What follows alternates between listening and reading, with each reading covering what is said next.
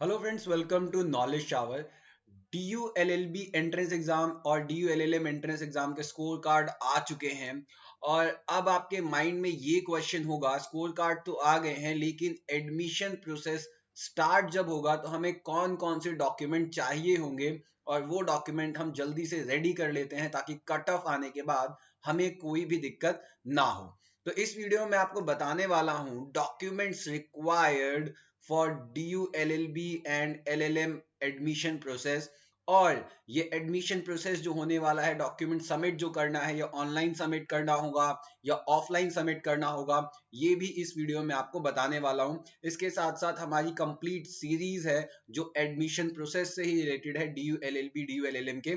सो channel subscribe कर लीजिए ताकि आपको रेगुलर अपडेट्स मिलती रहे। और हमसे कोई सवाल आप पूछना चाहते हैं तो इंस्टाग्राम पे हमें आप डायरेक्टली मैसेज कर सकते हैं, we will be available to you. और टेलीग्राम पे हमसे कनेक्ट हो जाइए, इस पे भी हम रेगुलर अपडेट देते रहते हैं। और चैनल जरूर सब्सक्राइब करें। चलिए अब बिना किसी डिले के वीडियो को स्टार्ट करते हैं। सो डॉक्यूमेंट्स कौन कौन से चाहिए, देखिए एक एक डॉक्यूमेंट अच्छे से लिख लीजिए और प्रिपेयर कर लीजिए, क्योंकि पूरे एडमिशन प्रोसेस और काउंसलिंग के टाइम पे आपको ये डॉक्यूमेंट चाहिए होंगे। सो काउंसलिंग के टाइम पे आपको कौन कौन से डॉक्यूमेंट चाहिए? सबसे पहले आपका जो एडमिशन टिकट है, दैट इज DULLB या LLM एंट्रेंस एग्जाम का जो एडमिशन टिकट है, जिसे आप कह सकते हैं कि एडमिट कार्ड भी कह सकते हैं। और एडमिट कार्ड के साथ साथ अपना फॉर्म जो है, जो एडमिशन फॉर्म है, वो भी रखिए। ठीक है। उसके बाद एज सर्टिफिकेट में आपका हाई स्कूल या मेट्रिकुलेट की मार्कशीट आती है, दैट इज 10th की marksheet. So second document. Third document, character certificate 6 महीने से ज्यादा पुराना नहीं होना चाहिए। जिनको कॉलेज से मिल चुका है, अच्छी बात है। जिन्होंने गैप ईयर लेके किया है और उनका पुराना हो चुका है, वो किसी भी गैजेटेड ऑफिसर से जाके करेक्टर सर्टिफिकेट बनवा सकते हैं।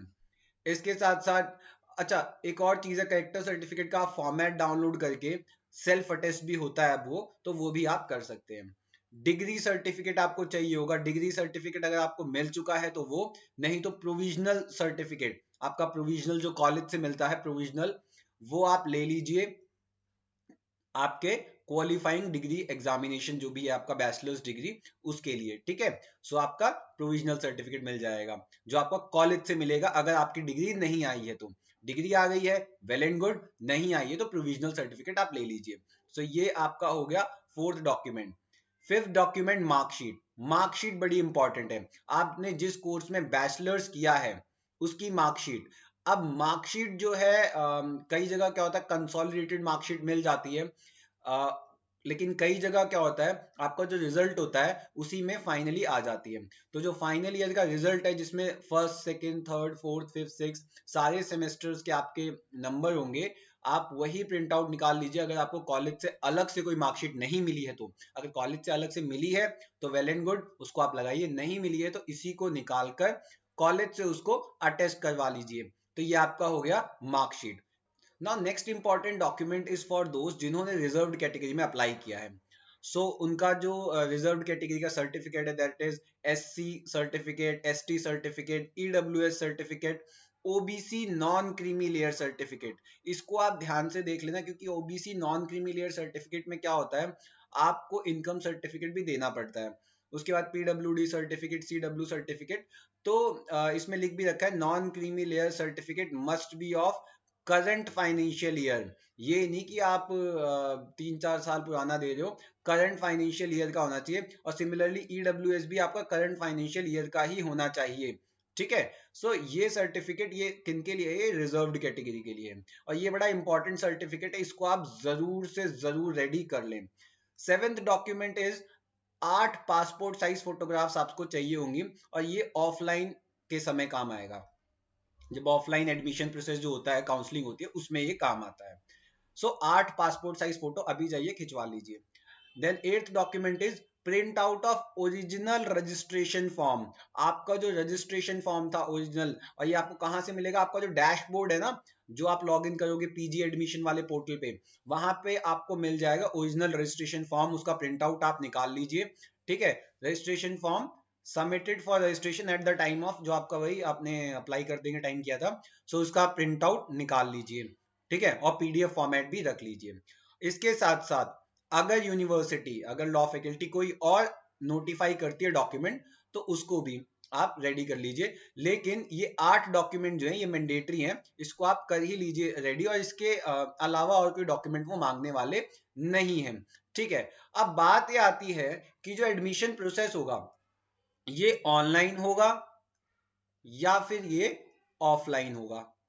सो देखिए, पिछली बार जो हुआ था, क्योंकि पेंडेमिक का भी टाइम था, तो क्या किया गया था, जो ऑनलाइन मोड में डॉक्यूमेंट्स ले लिए गए थे, लेकिन बाद में इसका ऑफलाइन वेरिफिकेशन भी हुआ था। अब ऑनलाइन मोड में कैसे लिए गए थे डॉक्यूमेंट, जो आपका डैशबोर्ड है पीजी एडमिशन पोर्टल का, वहां पे आपसे आपके सारे डॉक्यूमेंट मांग लिए गए थे और आपने एक एक करके सब अपलोड कर दिए। ठीक है, अपलोड करने के बाद उसका वेरिफिकेशन आया और वेरिफिकेशन के बाद आपको कंफर्मेशन मिल गया कि आपका एडमिशन कंफर्म हो गया। कुछ डिस्क्रिपेंसीज हो जाती हैं इसमें कई कभी कभार कि आपका पोर्टल पे अपडेट नहीं होता, कुछ नहीं होता, सो वो बाद में रिजॉल्व हो जाता है, कोई दिक्कत मत लीजिए। उसके लिए आप चैनल सब्सक्राइब कीजिए और हमसे डायरेक्ट टच में रहिएगा, we will resolve it, don't worry. ठीक है, और उसके बाद क्या है, जब एडमिशन हो गया, क्लासेस शुरू हो गई, तो ऑफलाइन भी डॉक्यूमेंट सबमिट करने की जरूरत पड़ी। अब इस साल क्या होगा, क्या आपको दिल्ली आने की जरूरत पड़ेगी? तो देखिए, इस साल पॉसिबिलिटी ये है कि ऑफलाइन ये लोग ज्यादा प्रेफर करें। रीजन उसके पीछे है क्योंकि ऑनलाइन में बहुत दिक्कतें हो जाती हैं, पोर्टल पे कभी अपडेट होता है, कभी नहीं होता। तो मैं ये कह सकता हूँ 60% ऑफलाइन पॉसिबिलिटी है, और हो सकता है 50% ये लोग ऑनलाइन भी चांस दें, पहले ऑनलाइन कर लें, उसके बाद फिर से वही प्रोसेस ऑफलाइन में भी आपको इनवाइट करें। So that's all for today, thank you so much for watching the video.